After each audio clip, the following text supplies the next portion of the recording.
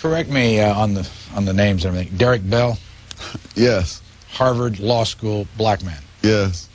Threatened the law school if they didn't hire a black woman. Yes. He's leaving. Well, no. Well, he's taking.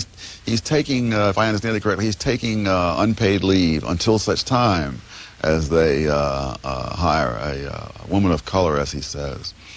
But he's also said that by black he does not mean skin color. He means those who are really black, not those who think white and look black. And so what he's really saying is he wants ideological conformity in the people that are hired to fill this position. That's not uncommon either. I know a black woman, for example, who she has a PhD. She's had a book published. She's has a contract on another book. She's taught at a couple of very nice places. She has a devil of a time getting a job, not a job in a prestigious institution, a job teaching at a college. And the reason is that she gets shot down, blackballed, whatever, by people who don't like her ideology. That's happening not only racially, it's also happening even to where race is not an issue.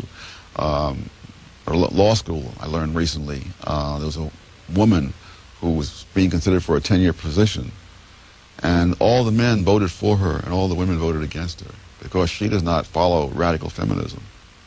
And so you're getting these ideological tests so that at the very time that there's all this mouthing of the word diversity, there is this extremely narrow ideological conformity that's being enforced wherever people have the power to enforce it. What did you think of Derek Bell's whole plan?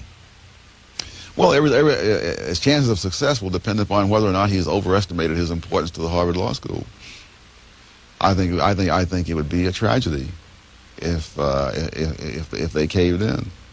And I was very pleased to see that they seem to show some backbone, which is quite rare among academics. Now, what do you think of the press treatment of him? He's been quite gentle. I mean, is he a hero? To me? No, basically, I mean, from the press coverage you've seen, is he a hero to the... Well, he's looked at as an idealist who is self-sacrificing and so on. I suppose one could have, if one wanted to look at it that way, seen Hitler that way in his early days. It's just a question of where that kind of idealism leads.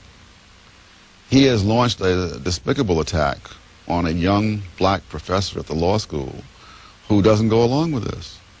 A young man named Randall Kennedy, who's written a very thoughtful, intelligent article last June in the Harvard Law Review, questioning some of the assumptions that people are making, people like Derek Bell, and doing it in a very gentlemanly as well as a very logical way, empirical way.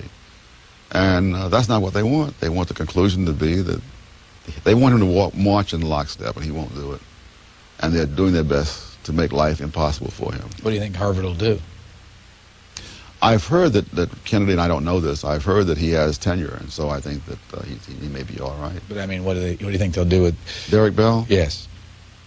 I hope that they will resist it, and since it's gotten so much publicity, I'm not sure they could stand to cave into it. I was very pleased to see that Alan Dershowitz at Harvard had criticized this, and that he picked up on the fact that what Bell is really asking for is not only that people be hired by race, but that they be hired to fit Derek Bell's ideology. What would happen if this was going on at Stanford Law School? They'd have caved in long ago. Stanford Law School would have? Yes, I think so. It's a judgment call, but that's my judgment. Why would they do it so quickly? Just looking at their track record. They have perfected the technique of preemptive surrender.